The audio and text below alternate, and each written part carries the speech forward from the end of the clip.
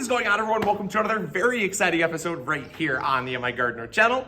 Definitely not what I was expecting to do when I was down in Mexico, but like I said, we were here visiting some family, and so we were actually at a nursery the other day, and after seeing the lemon tree that we saw, that we recorded a video on, kind of in a polyculture type setting, I decided that I wanted to do something kind of as a gift, as a way of saying thank you, because down in Mexico, it's so much about hospitality and just wanting to bless others. And so Cindy and I actually went out and we went to a local nursery and we purchased it's a lime tree. They didn't have any lemons, but this is a fruit that is in so many different dishes. So we decided to go with a lime, and I wanted to plant it for my uncle-in-law. And so he's gonna help us out. We're gonna plant this for him.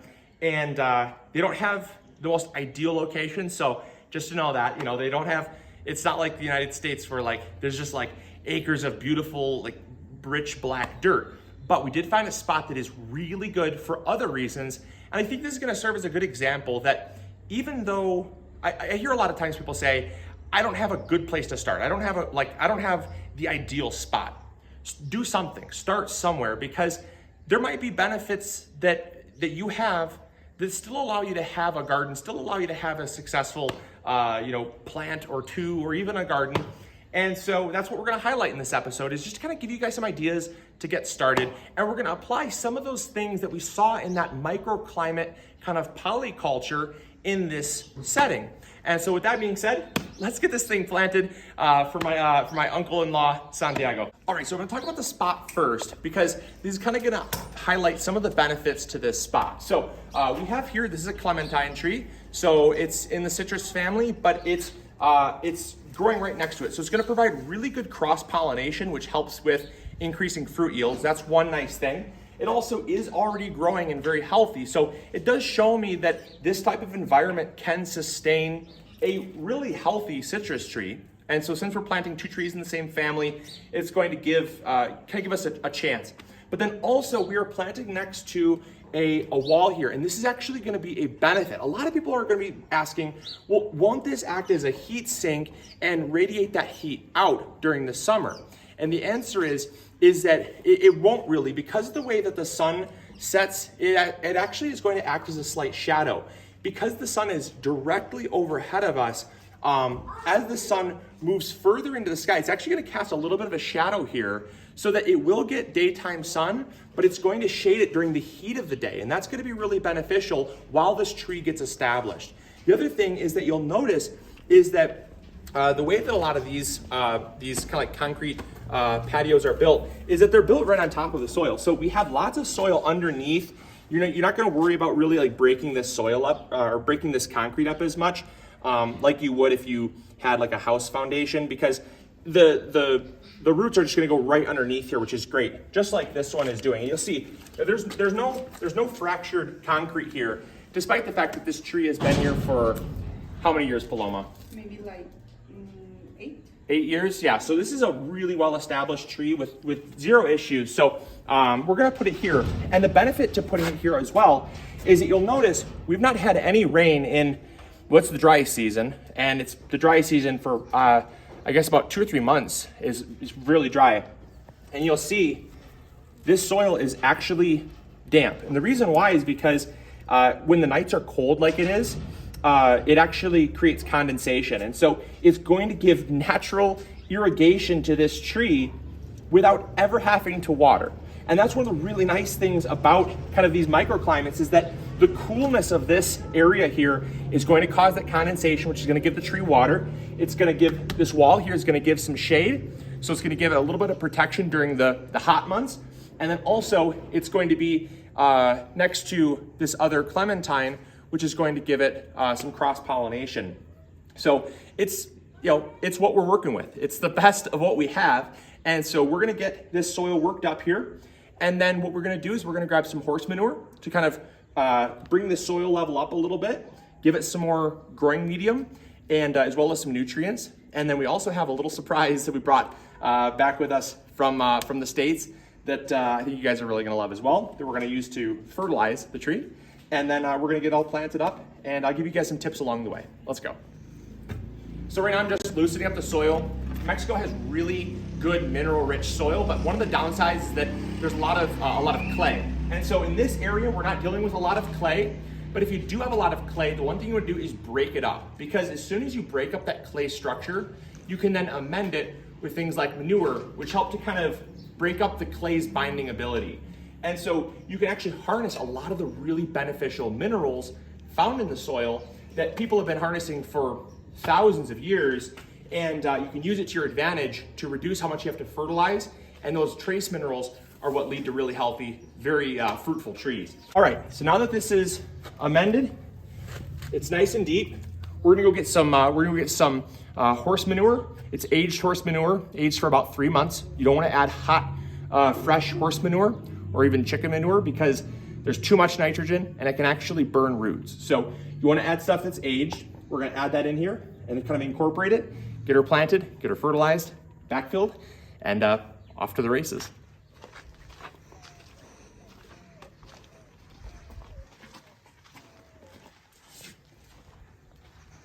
Yeah, so we'll need like a full bucket.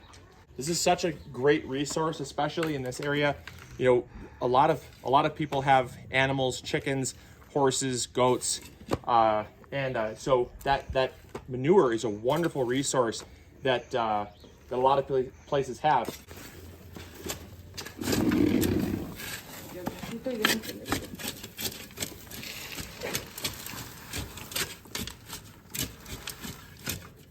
That's good. Woo, dusty.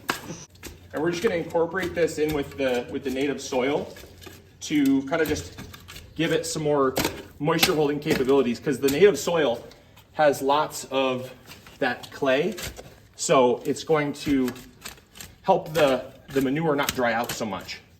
All right, so some quick tips for picking out a good citrus tree. One of the things I highlighted in the last video was the citrus greening. Now this is a big problem with citrus trees, and it's caused from a leafhopper, and that's actually an invasive species that feeds on citrus, and it causes them to go through things like premature fruit drop.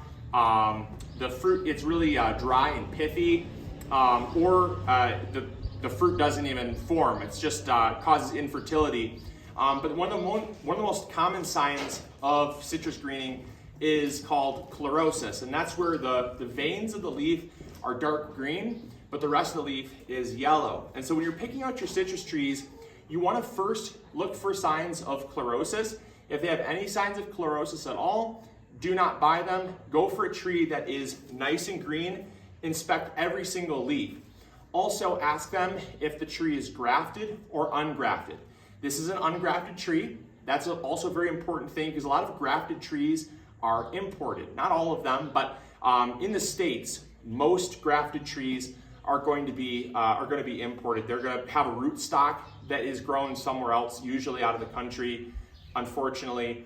But they're basically grafted to a rootstock, and if that rootstock has been infected with citrus greening, even though the top looks good, you can't guarantee that it's not in the system of the plant already. So I like to go with an ungrafted tree, or one that's not imported. If it's been grafted within the United States, or here it's been grafted within Mexico, I made sure to ask that, so that they're not importing it back and forth. That's one of the biggest things, because the citrus trees are very prone to that. And the nice thing is that even if you're in an area that does have other citrus trees, if yours does not, and you're isolated by at least 300 feet, generally, if that tree is within 300 feet of another tree, you still could get it, but it's relatively slim. And that's why the tree that we saw the other day in the city of Vincent Guerrero, there's other citrus trees in the area, but because they're so far and few between, it's not an ideal place for the leafhopper to go.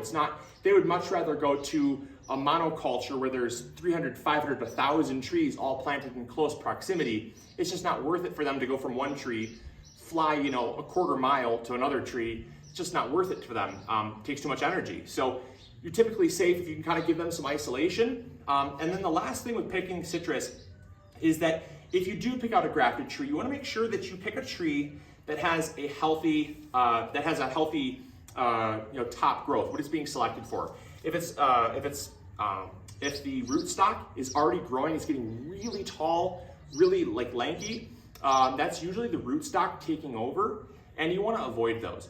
They're usually going to be bigger. They're usually going to be a lot more, dominant looking, but they're not going to give as good of fruit or the right type of fruit. So just sometimes going with a more petite tree is going to be better, and also going with a reputable nursery. The nursery we went to, very reputable in the area, has really good quality, and so they had really, really good stuff. So just a few tips to look for.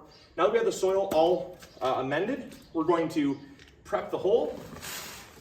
And you want to dig a hole that is no deeper than the soil level. Citrus trees are really prone to root rot, and you'll notice that if you bury them too deep, they're going to start dying off. So it's actually important to actually sometimes even have the top of the container of soil slightly above the new soil level.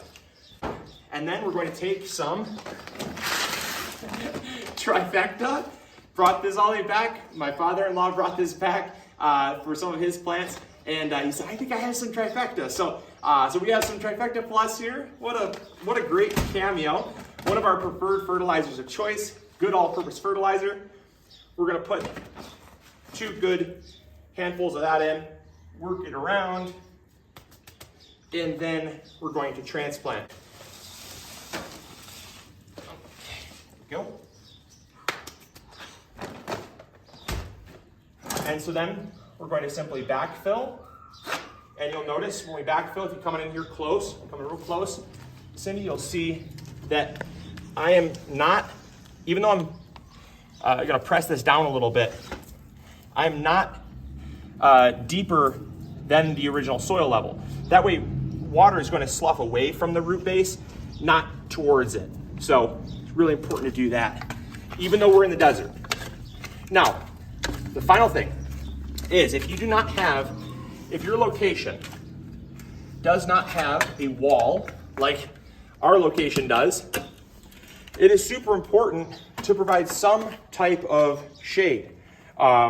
Whether that is through another tree, whether that is through maybe the side of a house, whether that is through even putting up some shade cloth. You want to provide some protection until this tree gets established. Because once the roots go down deep into the soil, it's fine. It's going to tap into the water deep down in the soil, but you don't want it to bake during the dry season. So that's all we're going to do is just give it a little protection from this wall. But there's a few things that you can do if you don't have a little microclimate like this. Now, how much water do these need? Now, ideally, you want to water these about once a week until they get established. But because we have such a good presence of soil moisture, I would say we don't really need to water at all, maybe just once to just settle the soil around the roots.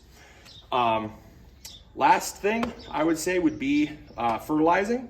This is really well fertilized as it is, but if you're someone that does not have as good a soil, you want to fertilize about, I'd say once every 4 or 5 months with citrus.